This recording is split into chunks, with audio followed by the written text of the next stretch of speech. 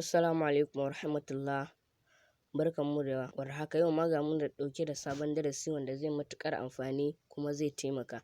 Darasinmu na yau zai bayani ne yanda za ka kira mutum ko da ya saka a blacklist, ma'ana ya yi blocking number naka, in ka kira sai dai a nuna maka baya shiga ko wani abu, amma sai dai kuma da private number zai ga kiran naka. Don haka sai ku biyo mu cikin darasin domin ku ga yanda ake yi. Idan kai baƙo ne a wannan channel ɗin, ka danna mana alamar subscribing, sannan ka danna ƙararrawar sanarwa yanda za a sanar da kai da zaran mun ɗora sabon shiri. Da farko za ka je call log ɗinka, ma'ana inda kake kira haka. Yawwa, sai ka zo nan.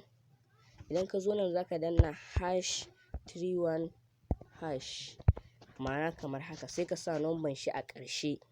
Idan ka sa wannan sai ka sa number shi wanda kake so ka kira, wanda ya saka a blacklist ɗin, number shi da kake so ka kira.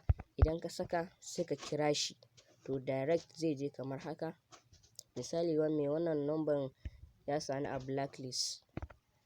Mai wannan number ya sani a blacklist. To yanzu kuma ina so na kira shi. To yanzu ga number nashi ina so na kira.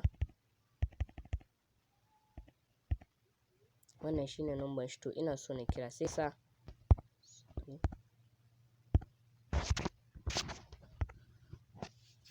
yawwa mai wannan number yanzu ya sani blacklist kuma ina so na kira shi. To ya zan yi? Da farko dai za ka sa 31, za ka sa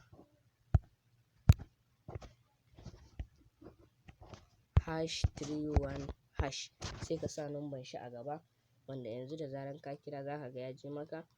Idan ka sa number shi a gaba, da zaran ka kira shi zai gani, amma kuma da private number zai ga number da ka kira shi. Yanzu sai ka sa number shi, misali 081 68 49 50 62. Sai ka kira shi kamar haka.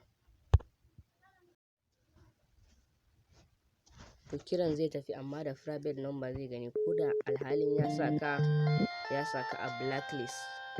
Mun gode. Sai ka mana like, ka yi sharing zuwa ga 'yan uwa domin su ma su amfana.